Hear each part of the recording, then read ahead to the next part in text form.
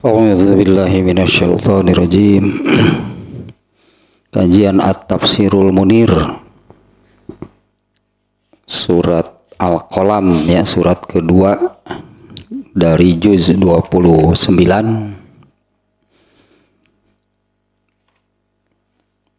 Yang kemarin tentang korelasi atau keterkaitan antara surat ini dengan surat sebelumnya, yaitu surat Al-Mulk.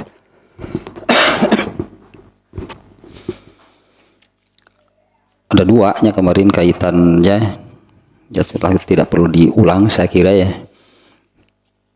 Nah, berikutnya sekarang makna globalnya sesuai dengan metode yang metode penulis ini kitab At-Tafsirul Munir ini. Makna global atau makna garis besar dari surat Al-Qalam yang jumlah ayatnya cukup banyak, 52 ayat seluruhnya. Makna globalnya ada 6. Diawali dengan atau secara umumnya surat ini, surat Al-Qalam ini surat Makkiyah, yaitu surat yang diturunkan di masa atau pada periode Mekah sebelum Rasulullah SAW hijrah ke Madinah. Nah, yang pada umumnya surat-surat Makkiyah itu yang menyampaikan gitu ya, menjelaskan tentang asas, itulahnya asas, pondasi, dasar-dasar akidah Islam yang benar. Kurang lebih demikianlahnya surat-surat Makkiyah itu menerangkan, yang menjelaskan asas-asas akidah Islam yang benar, yaitu ada 3. Satu, tentang benarnya kerasulan Muhammad Sallallahu Alaihi Wasallam. Jadi mana ini kan, hal ini kan tidak mudah ternyata ya, orang-orang Mekah, itulah orang-orang Mekah, orang-orang ya kafir kan, asalnya kafir semuanya. Nah, orang-orang Mekah ternyata tidak mudah gitu ya menerima Muhammad SAW sebagai nabi, sebagai rasul, ya, sebagai utusan Allah. Ya, tidak mudah gitu ya orang-orang Mekah menerima hal tersebut. Bahkan yang asalnya yang asalnya mereka orang-orang Mekah itu membanggakan Muhammad Sallallahu Alaihi Wasallam itu sebagai orang terbaik mereka, disepakati oleh semuanya, tidak ada satupun yang tidak mengakui. Nah, bahkan berbalik setelah memproklamirkan dirinya sebagai nabi, sebagai rasul, sikap orang-orang Mekah malah berbalik, malah ada yang mengatakan gila. Nah, ininya asasnya, itunya asas dasarnya adalah tentang kebenaran, benarnya kenabian, kerasulan Muhammad SAW. Yang saat itu demikianlah kurang lebihnya, ternyata untuk menerima bahwa Muhammad SAW itu benar, itu utusan Allah, benar seorangnya, sebutannya seorang nabi, seorang rasul. Nah, itu tidak mudah, dan sampai hari ini sama saja sebetulnya demikian.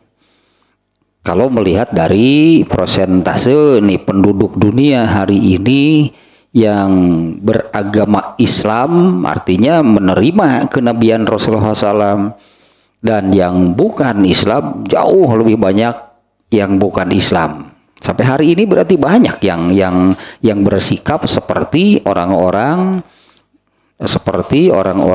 Mekah dulu gitu ya, ketika Rasulullah SAW memproklamirkan diri menyatakan diri bahwa beliau seorang nabi, sangat sedikit yang menerima. Nah, satunya itunya asas akidah Islam yang benar. Nah, umumnya ayat-ayat surat-surat Makkiyah itu demikian nih, berbicara atau menjelaskan tentang asas-asas keyakinan gitu, asas akidah, bahasa Arabnya akidah, keyakinan yang benar. Nah, satunya yaitu kenabian, ya benarnya kenabian, kerasulan Muhammad SAW. Dua, tentang benarnya ini benar-benar perkara-perkara yang ini nih ya, perkara-perkara yang sulit gitunya. Justru jadi kenapa gitu ya? Kenapa nih ini perkara-perkara ini begitu sulit itu diterima oleh manusia? Nah, yang kedua tentang bahwa manusia itu akan dihidupkan kembali setelah matinya. Dan adanya, artinya kalau manusia akan dihidupkan kembali setelah matinya kan bukan di sini, bukan di dunia, dihidupkan kembali, dihidupkan lagi oleh Allah itu bukan di dunia. Tapi nantinya di kehidupan akhir gitu, di kehidupan akhirat. Nah, kalau di dalam Imam Bukhari ini yang menerangkan tentang hal ini, Imam Bukhari dulu di awal Kitabur Riqaq gitu, Kitabur Riqaq tentang kelembutan hati, Imam Bukhari mengawalinya dengan mencantumkan hadis ini tentang akhirat. La aisha illa aisul akhirah. Itu yang mencantumkan sabda Nabi SAW. Dan beliau menyabdakan, bukanlah kehidupan sesungguhnya bagi manusia itu, melainkan kehidupan nanti di akhirat. Nah, maknanya kan gampang, saya kiranya dengan redaksi demikian kan maknanya nanti itu hidup sesungguhnya, tempat hidup, kehidupan, itulah tempat hidup, kehidupan bagi manusia yang sesungguhnya itu adalah nanti di akhirat. Karena kalau di akhirat beda dengan di sini, dalam arti kita sudah banyak melihat, sudah banyak mendapati orang-orang yang meninggal. Meninggal itu kan meninggalkan dunia, berarti kan meninggal itu artinya meninggalkan dunia. Berarti dunia itu bukan yang sesungguhnya bagi manusia. Ternyata kan manusianya pada akhirnya semua manusia akan meninggalkan dunia. Terus kemana? Masuk berarti ke tahapan hidup berikutnya yang akhirnya gitu kan. Yang akhirnya sampailah kepada hidup yang sesungguhnya. Ya, sampailah kepada hidup yang sesungguhnya bagi manusia, yaitu akhirat. Kalau sekarang gitunya, sekali lagi kan, kalau di dunia sekarang kan kita sudah banyak menyaksikan, mendapati, mengetahui orang yang meninggal. Bahkan kalau di sini tuh di pinggir kan tempatnya kuburan, tempatnya jasad dikuburkan. Ya, tentang adanya ini yang kedua nih ya, tentang manusia itu akan dihidupkan kembali, diciptakan kembali dan akan menjalani tahapan hidup yang oleh Rasulullah SAW disebutkan demikian tadinya, la aisha illa aisul akhirah. Nah, bukanlah kehidupan yang sesungguhnya bagi manusia itu, melainkan kehidupan nanti di akhirat. Itulah tempat hidup, itulah hidup sesungguhnya bagi manusia.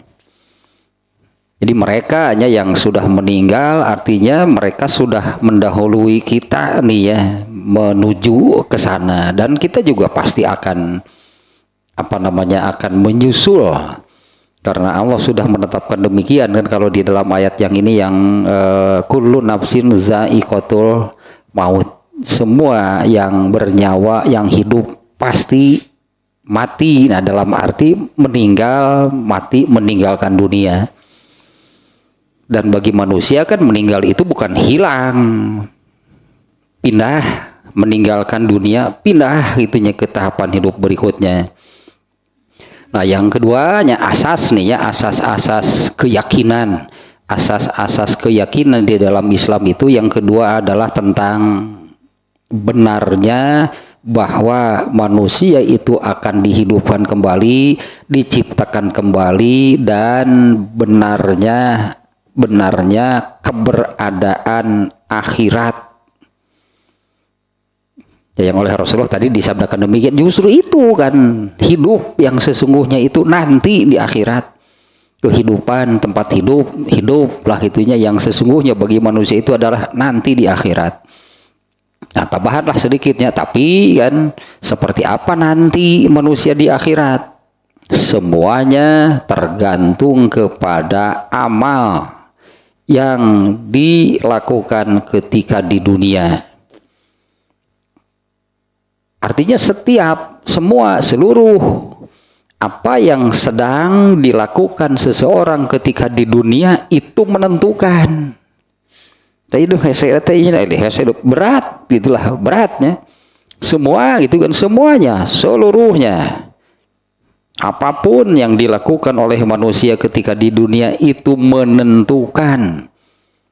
Itu menentukan bagiannya atau seperti kehidupan seperti apa gitu nanti di akhiratnya. Yang intinya ada dua, yaitu surga yang penuh kenikmatan, neraka tempatnya siksaan dari Allah. Nah, seseorang masuk surga atau masuk neraka itu kan ditentukan oleh semua amal yang dilakukan ketika di dunia. Kemudian yang ketiga, nah ininya akhir itu. Akhir dari perjalanan yang oleh Allah dibagi menjadi beberapa tahap kehidupan lah gitunya. Ada 4 kan intinya. Ini ada 4 di tahapan hidup manusia itu. Tahap pertama itu hidup manusia itu di dunia. Setelah itu berikutnya adalah alam barzakh.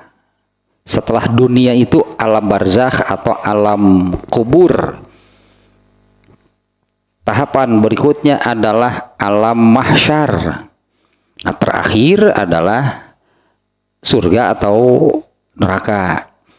Nah, ini yang ketiga, surat ini menerangkan tetap akhir gitu perjalanan hidup manusia itu hanya di 2 tempat.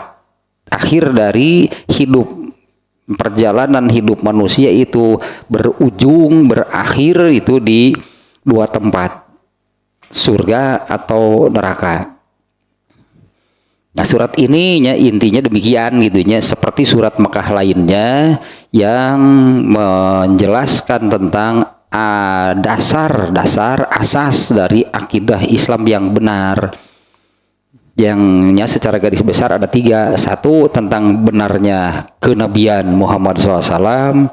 Yang kedua tentang benarnya ada hidup setelah mati dan alam akhirat. Yang ketiga tempat terakhirnya yang akan tempat terakhir gitulah sebagai akhir ujung dari tahapan hidup manusia, yaitu surga atau neraka.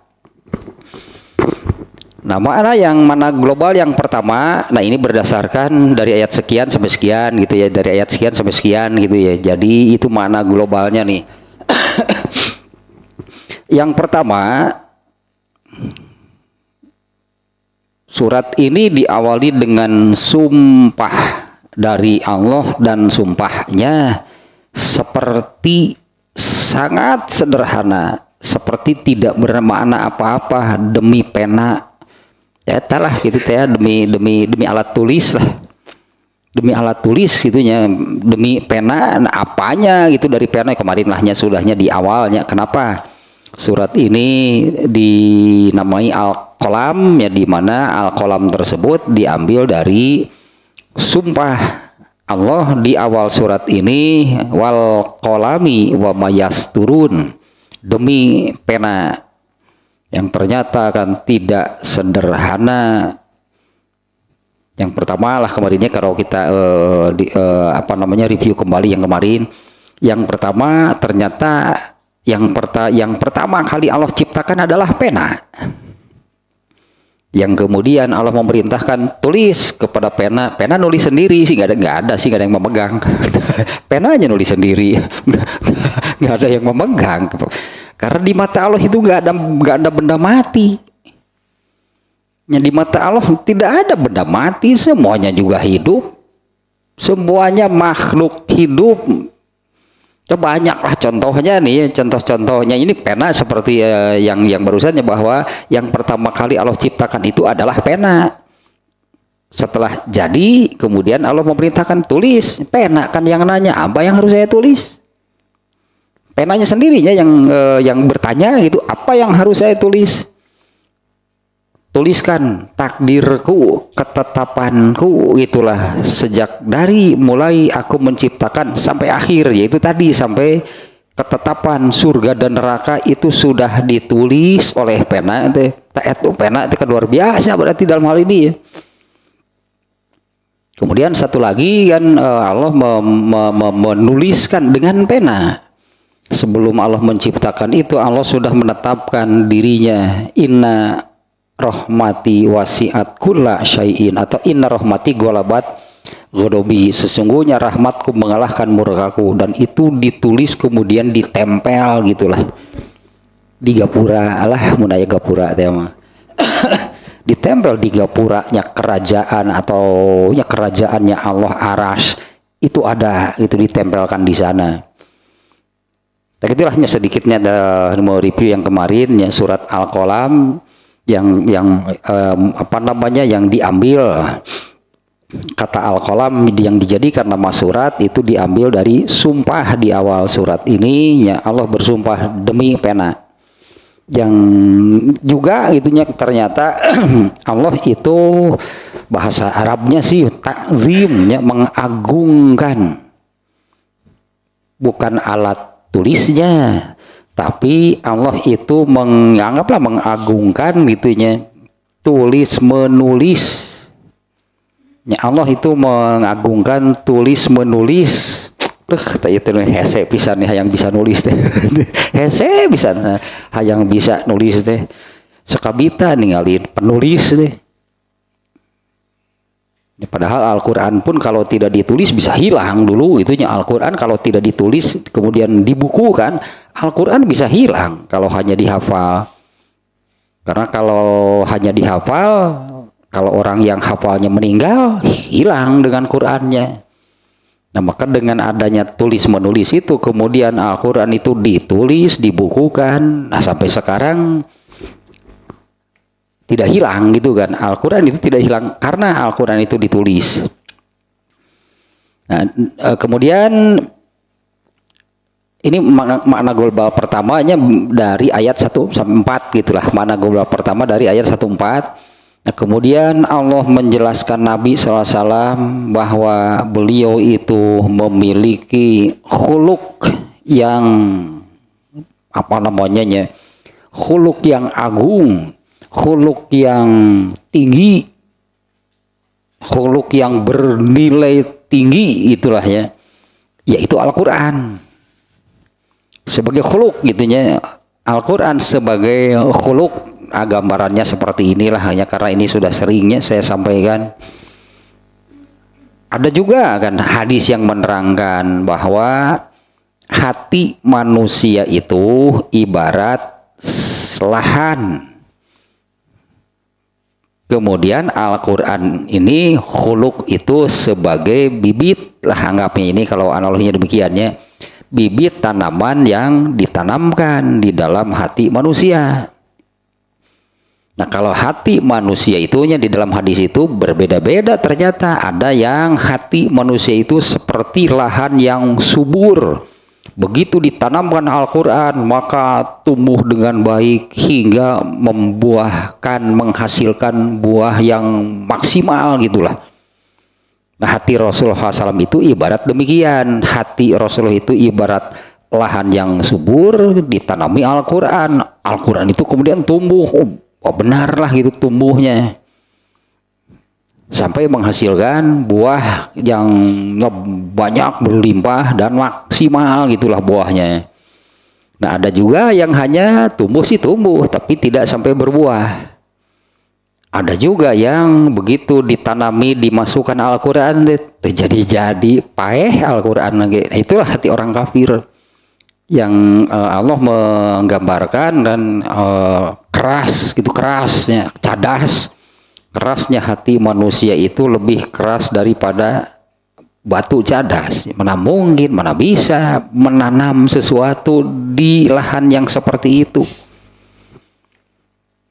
Nah, Rasulullah SAW itu dengan menjadi, berartinya Rasulullah SAW itu menjadi orang, menjadi manusia, karena kita membandingkan ini manusia secara umum gitu ya. Rasulullah SAW itu menjadi manusia yang ya bahasa Arabnya sih berakhlakul karimah, manusia terbaik. Itu karena inilah yang ditanamkan di dalam hati Rasulullah SAW, yaitu Al-Quran. Dan hati Rasulullahnya sendiri itu ibarat lahan yang cocok, yang pas gitulahnya kalau ditanami. Ini kalau dibandingkan dengan lahan tanah, sebidang tanah misalnya.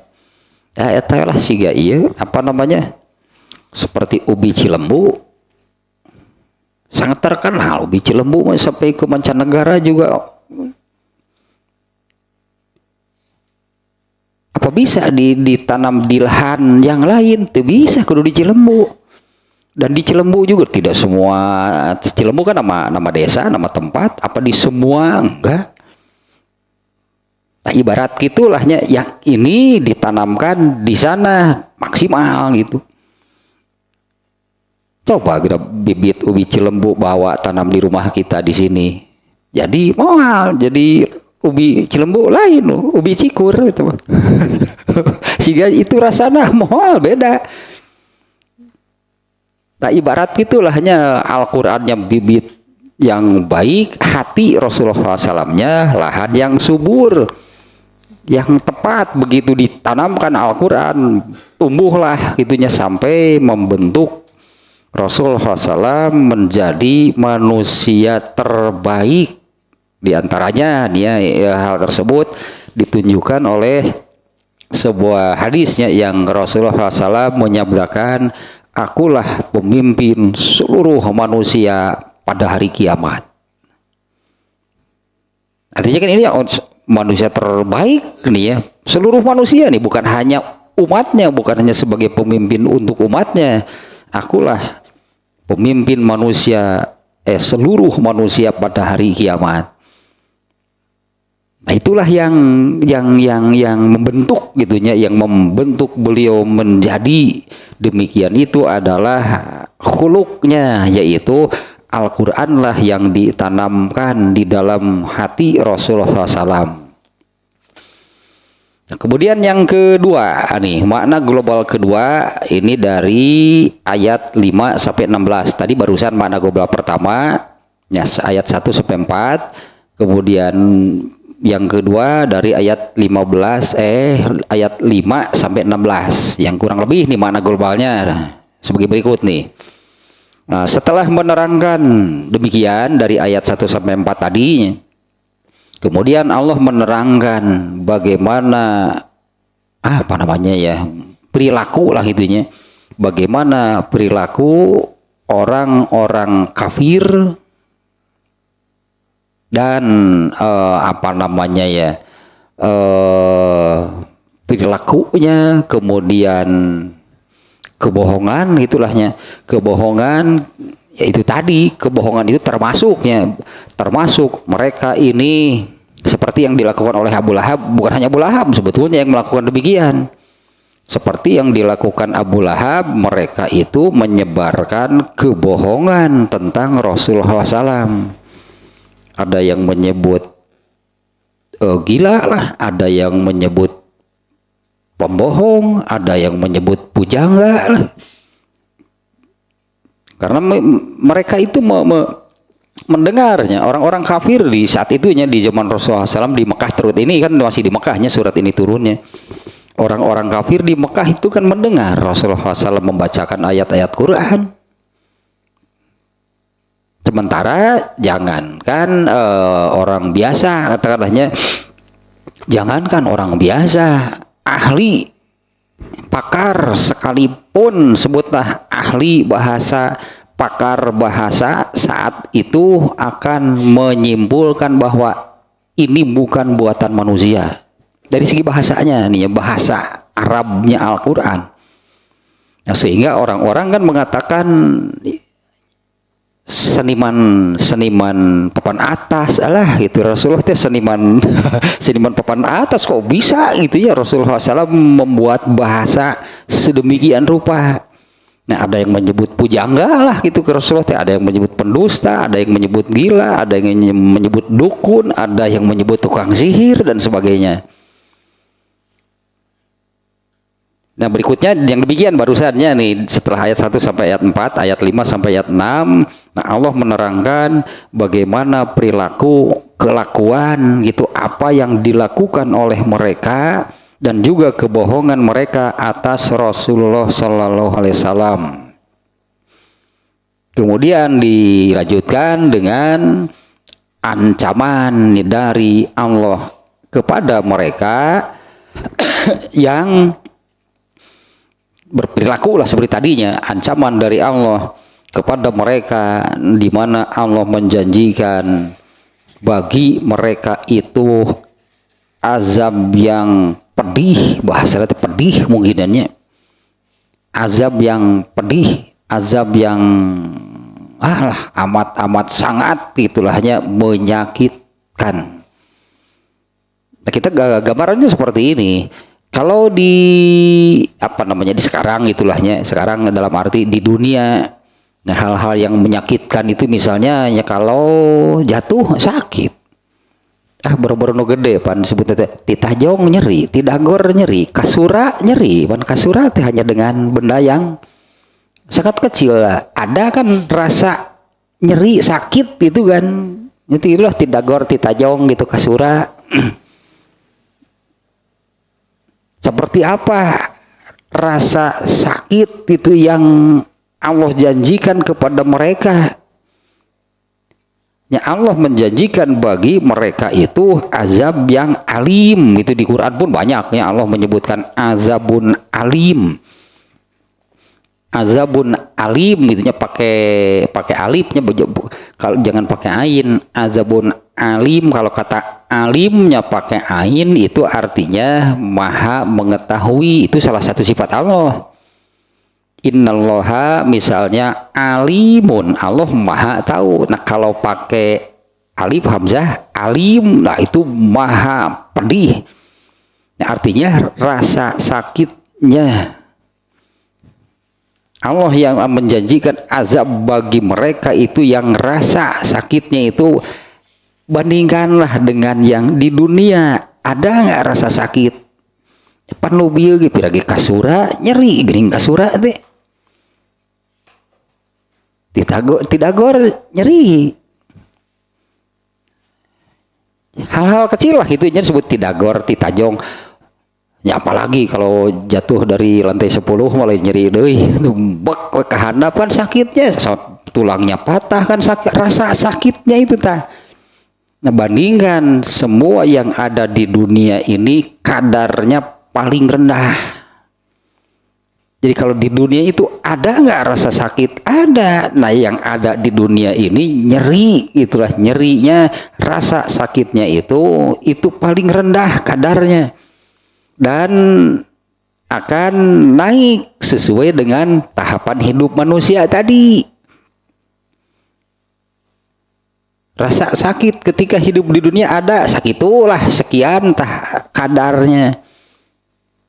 Setelah masuk ke tahapan hidup berikutnya di alam barzakh, di alam kubur, di mana kan di sana ada siksa kubur. Seperti apa sakitnya? Sudah lebih sakit daripada yang ada di dunia. Maju lagi, masuk lagi ke tahapan berikutnya, yaitu di mahsyar. Ada azab di mahsyar, ada sakitnya lebih dari yang ada di sebelumnya, yaitu di alam kubur atau di mahsyar. Terakhir yang terakhir di neraka, rasa sakitnya taubnya. Itu rasa sakitnya itu jangankan di neraka nih, di terakhir ini apa namanya, kita baca lagi nih ya, di mahsyar nih, di mahsyar saja Rasulullah sudah menggambarkan seperti ini nih. Nu mana atunya hadisnya teh nu?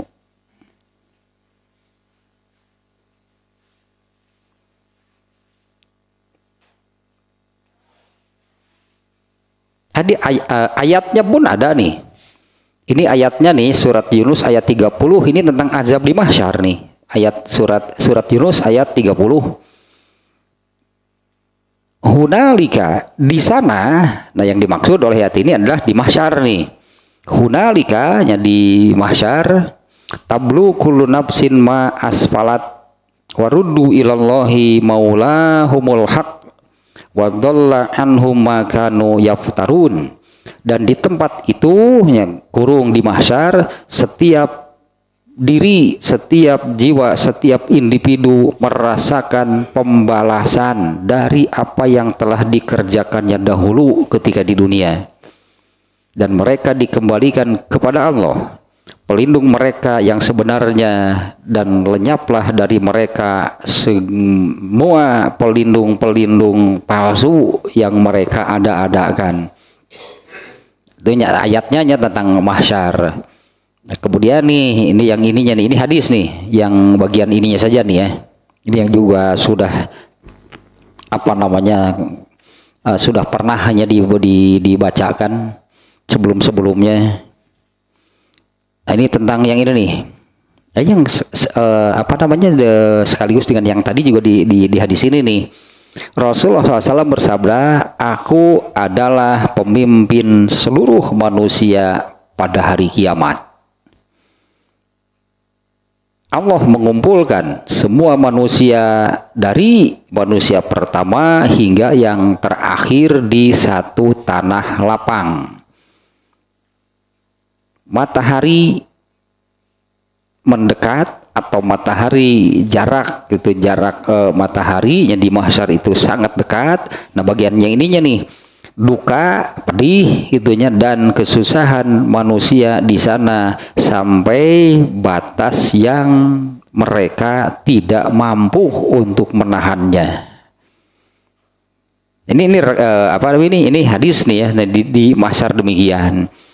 Nah, Allah mengancam nih mereka, orang-orang yang tadilah disebutnya perilaku, kelakuan dan kebohongan mereka terhadap Rasulullah SAW, kemudian disambung dengan ancaman dari Allah terhadap orang-orang yang disebutnya malah bersikap demikian terhadap ini utusan Allah nih, ini Nabi, ini Rasulullah itu, ini utusan Allah yang di surat Al-Jumu'ah, surat Al-Jumu'ah ayat 2 ini seperti ini diantaranya Allah mengutus Rasul itu. Huwallazi ba'atsa fil ummiyina rasulan minhum.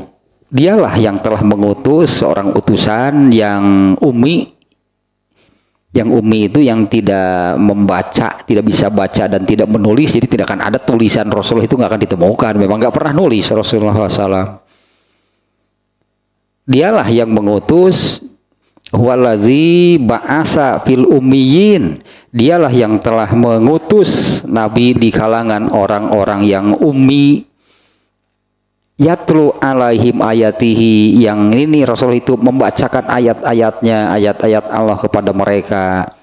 wa yatlu alaihim ayatihi wa yuzakkihim, dan membersihkan mereka darinya, membersihkan mereka itu dari kekufuran, kemusyrikan, kemaksiatan, dari sebutnya dari akhlak-akhlak yang tercela, yang buruk.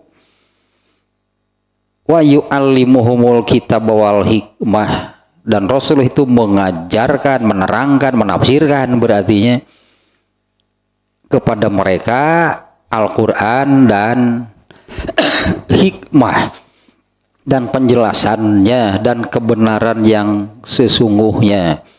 Wa in kanu min qablu lafi dhalalim mubin, padahal sebelumnya, sebelum diutusnya Rasul, mereka itu berada di dalam kesesatan yang nyata.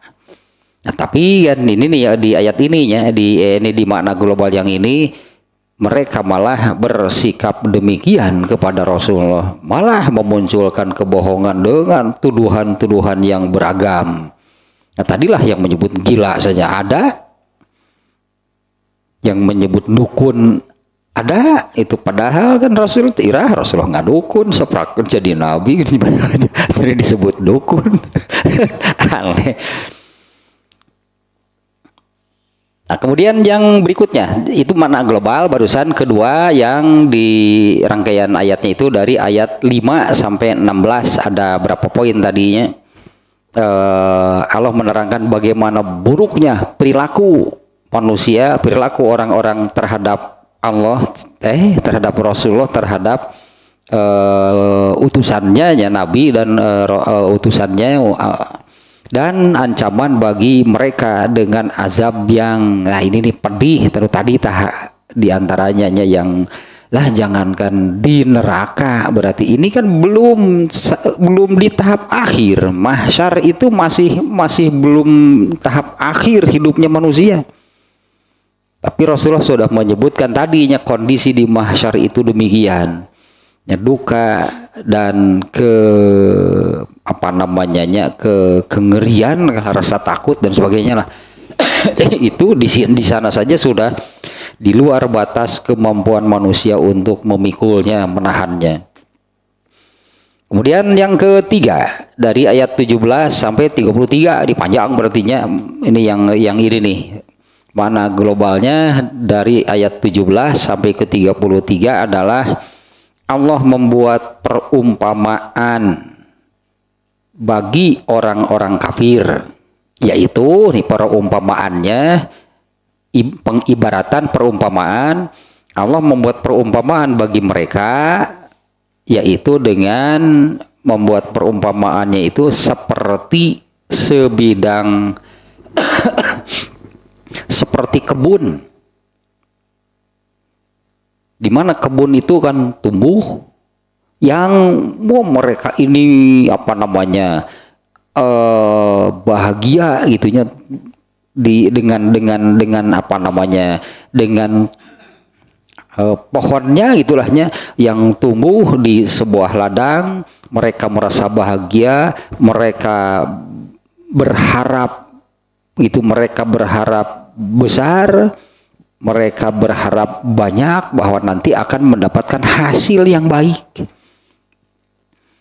Tapi kemudian sebelum itu tercapai, itulah harapan mereka terwujud, Allah membakar kebun atau ladang tersebut dan Allah menghancurkannya. Ini perumpamaannya yang Allah buat nih bagi orang-orang kafir. Jadi seolah-olah mereka itu akan mendapatkan hasil karena melihat gitulahnya kebunnya itu kebunnya hijaunya, tumbuh pohonnya itu tumbuh dengan baik. Padahal gitu sebelum seolah-olah itu jadi mereka itu di dalam angan mereka itu nanti akan menghasilkan panen yang banyak gitulahnya, mendapatkan hal yang baik, artinya panennya banyak, mendapatkan hal-hal yang baik dari kebunnya yang subur. Nah, sebelum itu terwujud, Allah membakar kebun tersebut dan Allah menghancurkannya. Itulah sebetulnya perumpamaan nih ya, orang kafir itu demikian. Mereka itu seolah-olah gitu, mereka seolah-olah mereka itu akan mendapatkan sesuatu yang besar, sesuatu yang banyak itu dari apa yang mereka amalkan.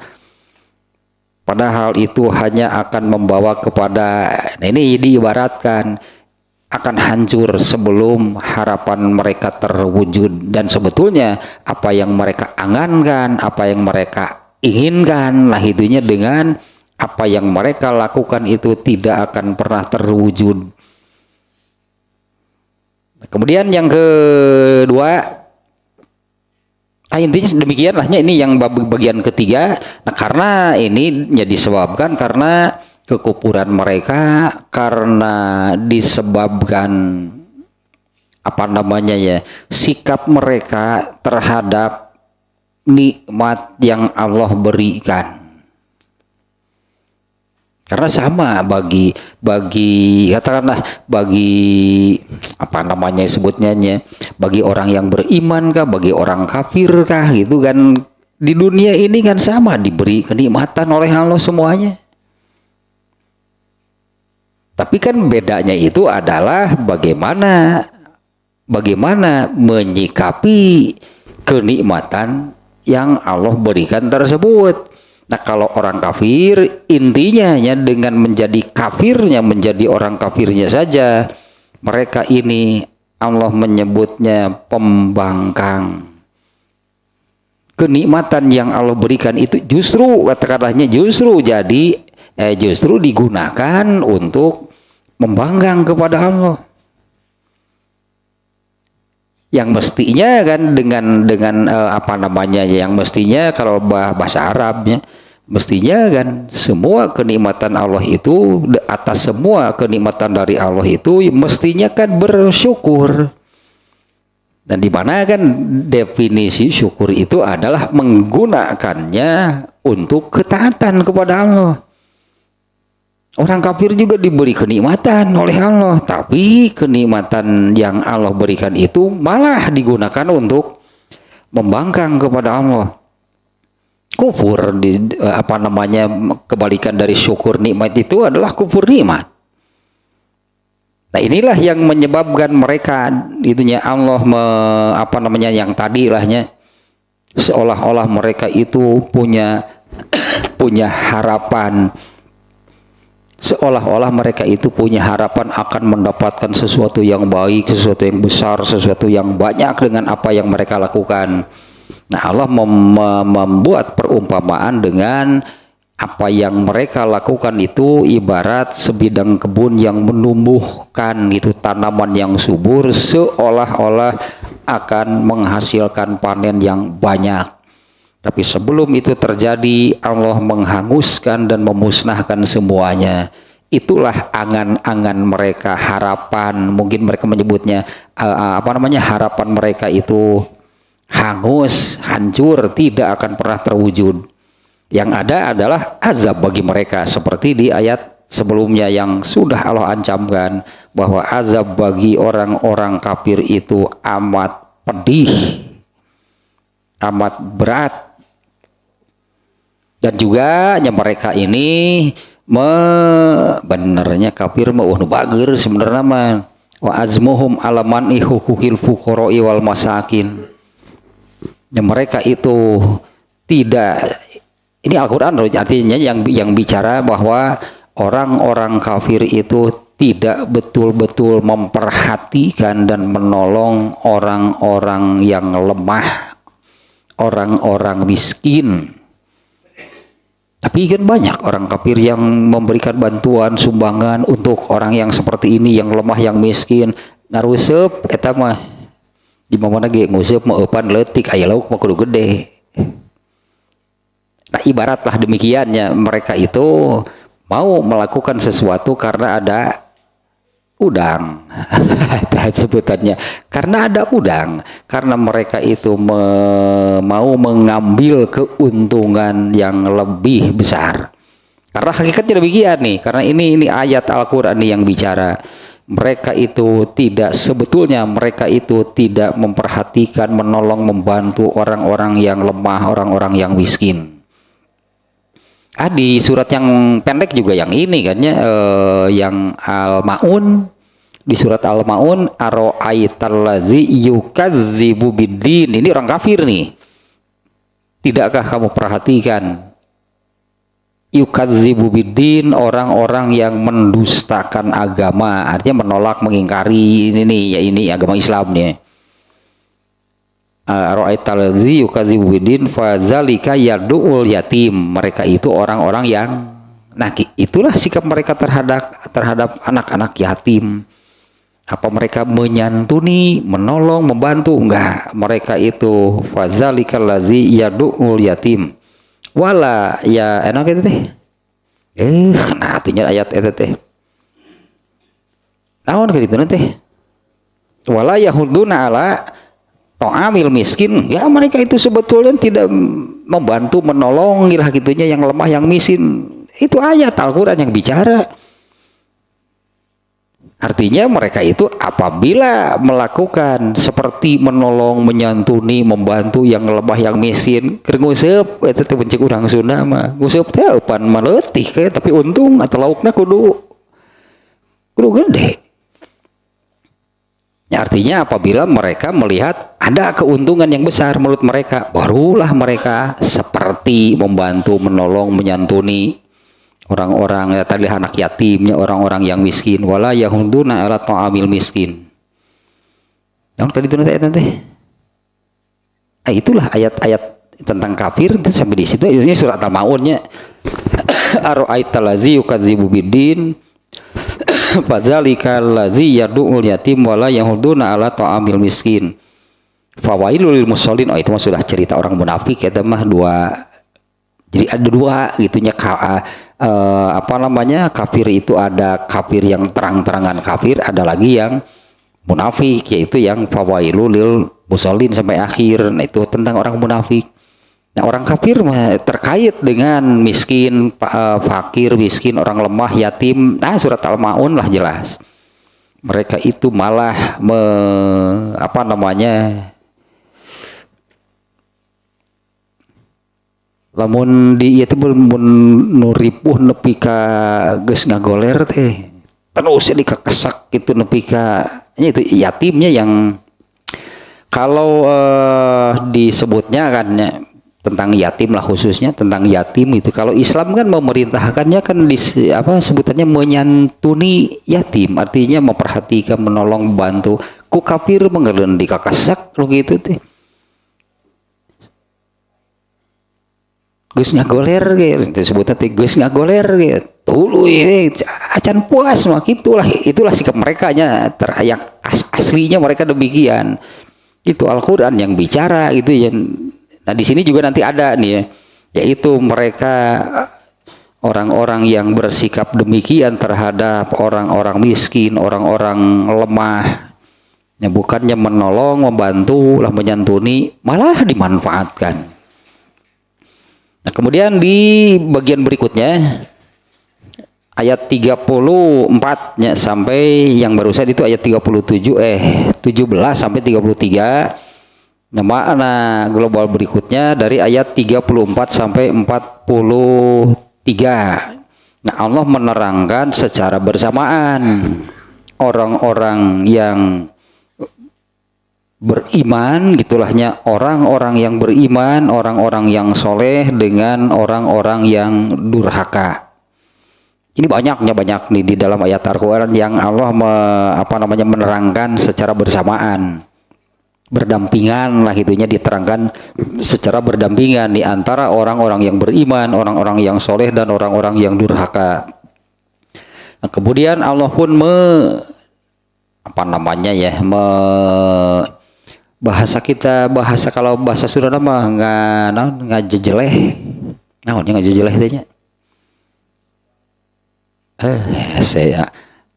Ngajejeleh. Memaki-maki lah gitu. Allah memaki-maki. Nah gitunya, Allah memaki-maki, Allah mencaci, mencerca gitu lahnya. apa namanya, cara hidup, kemudian aturan cara hidup nih, aturan itu yang dibuat, yang ditetapkan oleh orang-orang kafir. Ya Allah mencacinya, apa namanya, memaki-maki, mencaci, merendahkan gitulah. Cara hidup dan aturan-aturan yang ditetapkan oleh orang-orang kafir. Nah, kalau bicara surat ini dulu gitu ya, misalnya tentang halal, itu misalnya tentang halal dan haram. Nah, orang-orang kafir jahiliyah dulu diantaranya nih ya, salah satunya, mereka itu menyatakan haram terhadap unta betina yang sudah 10 kali melahirkan. Kalau sudah 10 kali melahirkan, maka unta itu tidak boleh dipekerjakan lagi. Ini haram nih buat mereka nih. Tidak boleh dipekerjakan, tidak boleh disembelih. Jadi dibebas tugaskan lah pokoknya mah, kena hirup kumaha manehna. Kumaha si onta lah pokoknya mah. Namun itu menurut aturan mereka itunya unta ini haram dipekerjakan, haram ya, biasanya unta kalau apa namanya disembelih, dimakan dagingnya itu biasa gitu ya. Nah tapi kalau unta yang sudah, unta betina yang sudah 10 kali melahirkan, nah maka ini aturan yang mereka buat. Nah artinya kan mereka membuat aturan sendiri. Apa Allah mengharamkan gitu unta yang seperti itu, yang sudah 10 kali melahirkan? Jadi bebas tugas lah, purna tugas. Jadi bebas gus pensiun ya, tambah dari segala apa namanya hiruk pikuk, tidak boleh dipekerjakan lagi, dan ini tidak boleh disembelih ya. Artinya kalau disembelih menurut mereka itu dagingnya itu jadi haram. Banyaklahnya hal yang demikian nih, Allah mencaci, memaki, itu merendahkan orang-orang kafir, kaum musyrikin, tentang apa aturan gitu, cara hidup artinya jadi cara hidup mereka, kemudian aturan-aturan yang mereka buat. Dan Allah pun bahasa kita nama Allah itu menjungkalkan. Itu yang tadi ya, yang mereka dakwakan begini, yang mereka tetapkan begini. Allah menjungkalkan itu apa namanya, naon-naon atunya, aturan yang mereka tetapkan, dan Allah menyebutnya sebagai suatu kebatilan. Batil menyebutnya gitu ya. Itu sebagai suatu kebatilan. Seperti tadi misalnya ketetapan bahwa kalau unta yang seperti itu berarti haram, mau disembelih haram, dipekerjakan lagi haram. Nah, ketetapan itu suatu kebatilan. Dan kemudian Allah menunjukkan, menegakkan hujahnya, dalilnya gitu ya, yang benar nih. Yaitu tadinya yang benar itu aturannya, cara hidupnya. Kemudian setelah Allah mencaci, memaki, merendahkan mereka bahwa semuanya yang dari mereka itu adalah batil, salah besar, itu artinya ya. Nah, kemudian Allah menunjukkan, menegakkan hujahnya, buktinya, dalilnya atas benar yang sesungguhnya. Itulah benar yang sesungguhnya, yaitu yang dari Allah, bukan yang mereka tetapkan. Ini kan baru dari satu, katakanlah ini kan baru dari satu kelompok, yaitu orang-orang kafir di Mekah. Nah bagaimana dengan yang lainnya? Banyak pasti apa namanya tadilahnya, aturan, ketetapan, hukum yang dibuat oleh manusianya, sesuailah dengan keyakinan, sesuai dengan apa namanya daerahnya. Nah semua itu oleh Allah tadi dicerca, dimaki, direndahkan. Karena itu semuanya batil, semuanya itu salah besar. Kemudian Allah menunjukkan yang sebutnya menunjukkan, menegakkan benar yang sesungguhnya, yaitu yang dari Allah. Saya lihat ini di apa namanya dari orang ini pasti dilaknat sih. Baru-baru ini kan ada ini di Swedia kan ada orang yang membakar Al-Quran. Tapi sengaja itu diliput dan dilindungi oleh pihak keamanan di sana. Orang yang membakar Al-Quran. Ternyata setelah diwawancara gitu, apa alasannya membakar Al-Quran? Karena Al-Quran ini ancaman bagi demokrasi. Tak itu kebatilan loh gitu nih. Mereka itu orang itu menyebutnya demikian lahnya, karena ini ancaman nih bagi demokrasi dan kalau nggak salah nih hak asasi manusia. Al-Qur'annya dibakar. Justru kan kalau di ayat ini Allah mencaci, memaki, merendahkan segala sesuatu lah gitunya, sampai kepada yang tadinya cara hidup yang dilakukan oleh orang-orang kafir, kaum musyrikin saat itu. Dan Allah menunjukkan kepada mereka itu benar yang sesungguhnya. Kemudian juga Allah menerangkan masih di ini masih yang keempat nih ya. Dan Allah menjelaskan bagaimana keadaan mereka nanti di akhirat. Nah, di mananya intinya bahwa tempat akhir bagi mereka itu adalah tempat yang menghinakan mereka. Karena kalau seperti di surat Al-Baqarah, di surat Al-Baqarah ayat ke-6, Allah sudah menyebut orang-orang kafir itu adalah seburuk-buruk makhluk. Maka pantaslah kalau yang tadi ya, kalau pantaslah kalau Allah menempatkan di tempat hidup manusia yang sesungguhnya, yaitu di akhirat, maka Allah menempatkan mereka di tempat yang menghinakan mereka, merendahkan mereka. Karena Allah sudah menyebut mereka itu adalah makhluk yang paling hina, yang paling rendah, yang paling buruk. Nah, Allah menerangkannya bahwa tempat akhir lah itunya, tempat hidup mereka yang sesungguhnya adalah tempat yang menghinakan mereka.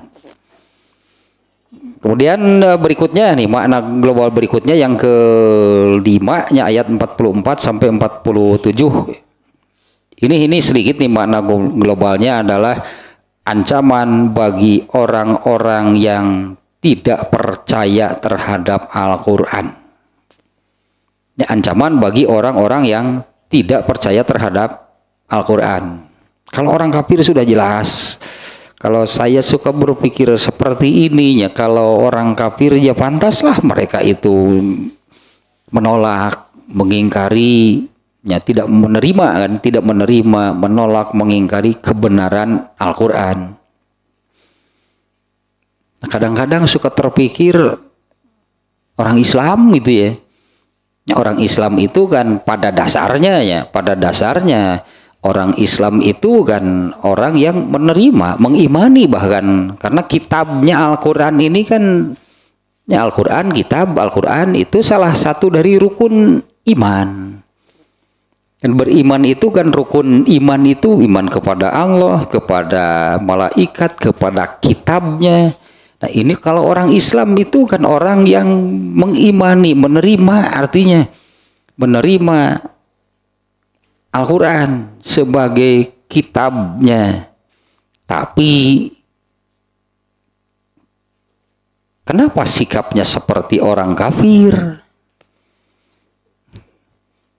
Banyaknya orang-orang Islam yang mempertanyakan kemudian menyalahkan apa yang ada di dalam Al-Qur'an, meskipun tidak secara keseluruhan nih. Kalau orang kafir ya seluruh Al-Qur'an ditolak, mereka tidak menerima, mereka mengingkari, menolak. Nah, termasuk kan ini yang disebut sebagai rukun iman, artinya oleh mereka ditolak. Tapi kenapa nih orang Islam ini yang ya notabene mereka beriman sebetulnya, kalau orang Islam itu mengimani Al-Qur'an.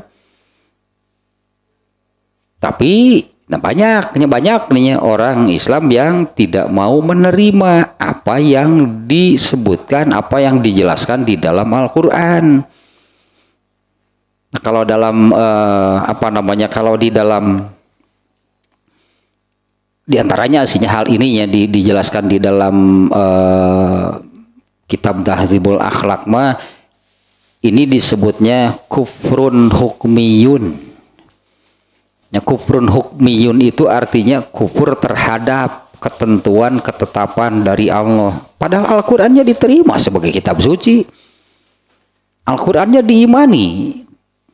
Tapi ya itulah sikapnya seperti itu ya. Sebagian ya, tidak seluruhnya gitunya. Artinya mereka ini nih orang-orang Islam yang bersikap seperti orang-orang kafir. Nah, di ayat ini ya, bagian yang kelima ayat 44 sampai 47 isinya adalah ancaman terhadap orang-orang yang tidak percaya terhadap Al-Qur'an. Itu apa namanya, kalau itu saya katakan ya sudah jelas lah orang-orang kafir, mana ada orang kafir yang percaya Al-Qur'an. Tapi geuleuhna teh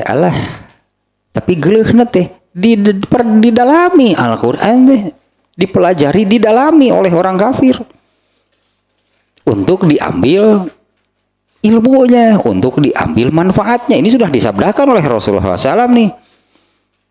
Di hadis yang ini nih, yang kurang lebih maknanya bahwa yang paling aku khawatirkan atas umatku adalah Al-Quran. Di antaranya yang aku khawatirkan atas umatku ini nih Al-Quran. Itu bagaimana nanti? Yang menjadi kekhawatiran Rasulullah SAW adalah Al-Quran itu dipelajari oleh orang-orang kafir, orang-orang munafik, dijadikan senjata untuk menghancurkan orang Islam. Itu sudah disabdakan oleh Rasulullah. Jadi mereka ini kan Al-Qurannya tidak diterima, itu kan mereka menolak, mengingkari, mengimani Al-Quran, tapi benar itu pasti apa yang disabdakan Rasulullah itu pasti benar. Mereka itu mendalaminya, mendalami Al-Quran yang dijadikan senjata untuk menghancurkan orang Islam. Nah, orang Islamnya sendiri tidak mempelajari Al-Quran. Orang Islamnya sendiri tidak mendalami Al-Quran. Jadi orang Islamnya sendiri tidak paham terhadap Al-Quran. Sementara orang kafir paham karena mereka mempelajari, mendalami. Tapi tujuan mereka kan tujuannya untuk dijadikan senjata menghancurkan kaum muslimin. Dan mereka mempelajarinya itu kan bukan dengan landasan beriman terhadap Al-Quran.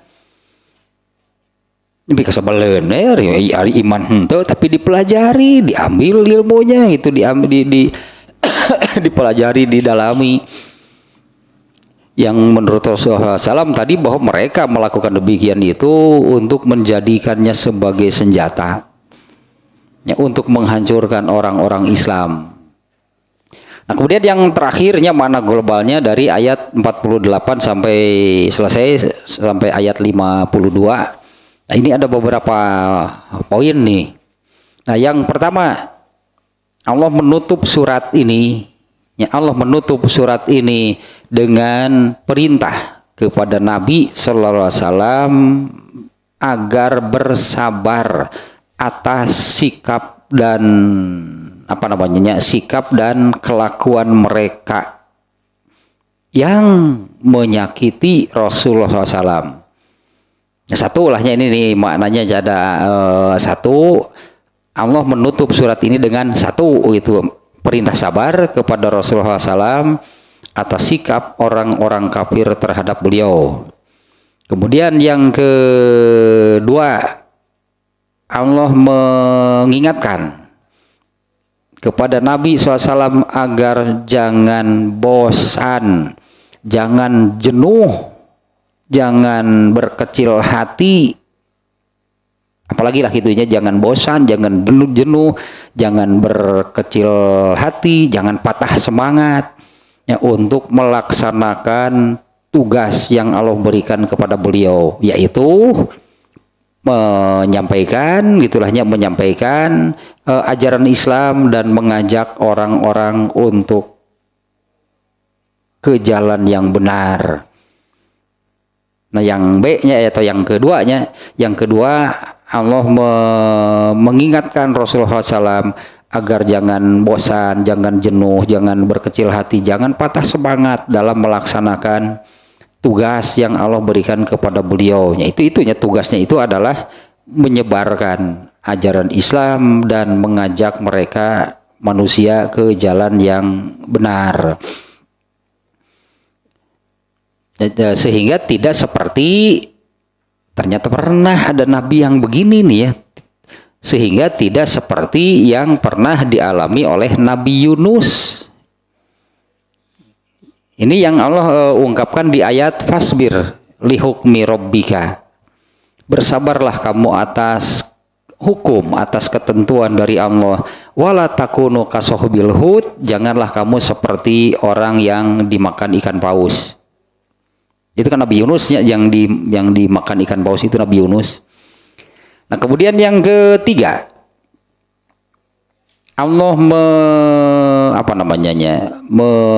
mengumumkan, Allah menyatakan bahwa Allah akan memberikan perlindungan kepada Rasulullah SAW atas segala sesuatu yang menyakitkan, itu yang yang diberikan atau yang dirasakan oleh Rasulullah SAW dari orang-orang kafir, orang-orang musyrik.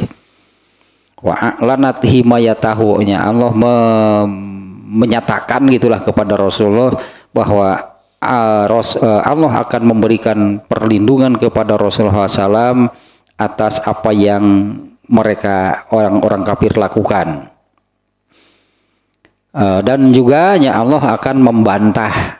Ini di ayat ini nih ya, Allah lah yang membantah. Jadi bukan Rasulullah. Kalau Abu Lahabnya dan orang-orang kafir menyatakan dia ini pendusta, dia ini orang gila, Rasulullah tidak membantah. Allah yang akan membantah. Yang keempatnya, Allah membantah kebohongan mereka yang mengatakan Rasulullah itu demikianlah. Bahkan ada yang sampai mengatakan Rasulullah itu orang gila. Itu Allah yang membantah, bukan Rasulullah. Artinya Rasulullah tidak pernah membantah, apalagi balik menjelekan. Tidak membantah, saya tidak gila, kemudian berbalik menjelekan Abu Lahab. Nah, itu nggak pernah dilakukan oleh Rasulullah. Nah, Allah lah yang akan membantah kebohongan mereka, hingga gitu orang yang mengatakan bahwa beliau itu orang gila, itu nanti semuanya Allah yang membantah. Kemudian yang kelima, juga Allah membantah. Kalau tadi kan ada yang mengatakan Rasulullah itu seorang pujangga, seorang penyair, wah itu mah buatan Nabi sendiri. Ayeuna ge aya di Indonesia itu ngomong gitu teh geuningan, bahwa Al-Qur'an itu buatan Nabi. Si Panji Gumilang di antaranya ada di satu tayangannya, saya melihat dia mengatakan bahwa Al-Qur'an itu sabda Nabi. Artinya buatan Nabi. Da baheula mah kafir nyebut kitu teh. Ada ayeuna ge kitu ketang nah baheula kafir nah ayeuna ge kitu Itu ada itunya bisa dilihat lah gitunya tayangannya, yang dia mengatakan bahwa Al-Qur'an itu bukan firman Allah, bukan kalam Allah, tapi itu buatan Rasulullah. Dulu juga sudah ada yang demikian. Nah, Allah lah yang membantahnya bahwa Al-Qur'an itu adalah firman Allah, dan Al-Qur'an itu adalah nasihat yang membawa kepada kebenaran dan kebaikan. Al-Qur'an itu adalah nasihatnya yang membawa kepada kebenaran dan kebaikan. Dan juga Al-Qur'an itu adalah pelajaran bagi seluruh manusia. Maka mana mungkin, artinya ya, mana mungkin kalau Allah menurunkan Al-Qur'an ini kepada orang gila. Orang gila pada diajak ngobrol hese, kalau mau diberi wahyu. Orang gila pada diajak ngobrol teh nyambung. Ya, apalagi diberi wahyu gitu oleh Allah. Mana mungkin kalau Rasulullah itu orang gila. Jeung kalau gitu kira-kira Allah teh kira-kira da jelema teh loba dar milih nu gelo. Masa Allah memilih orang gila untuk jadi utusannya? Jadi utusan jelema we teu pantas, apalagi ini utusan Allah. Ya, jadi mana mungkin kalau Allah menurunkan Al-Qur'an yang sedemikian. Kan menurut mereka, wah ini dari segi bahasanya pun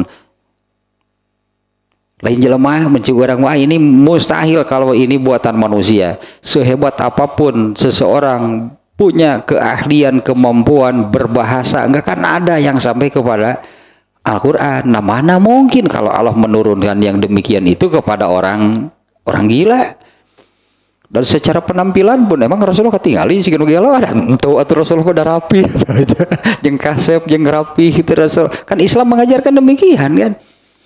Ada cara Abu Lahab Nah sampai di sanalah terakhir yang barusannya bahwa Allah yang membantah mereka. Allah yang membantah tadilah dengan tuduhan bahwa Al-Quran buatan Rasulullah sendiri orang gila. Nah Allah membantah tuduhan-tuduhan tersebut yang menerangkan bahwa Al-Quran itu adalah nasihat yang membawa kepada kebenaran dan kebaikan. Dan Al-Quran itu adalah pelajaran itu bagi seluruh manusia.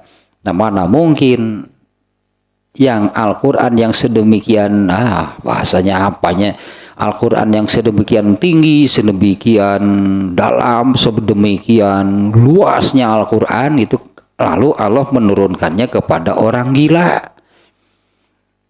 Kaera Abu Lahab gitu memunculkan tuduhan teh, muncul orang matunya sing kira-kira atau mereka memunculkan tuduhan menyebut gila kepada Rasulullah. Saya kira kan dari penampilannya pun masa orang gila seperti itu.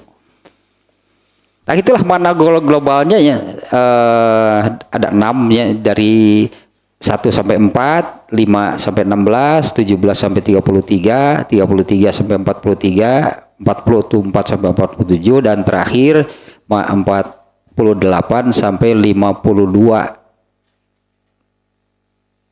Itu tah makna globalnya dari surat Al-Qalamnya yang seluruhnya ada 52 ayat. Nah, berikutnya nantinya baru nih nanti kita masuk ke kajiannya tentang makna yang tadilahnya ayat-ayatnya bisa jadi dibagi memang berdasarkan tadi makna globalnya dari ayat sekian sampai sekian dan sampai selesai.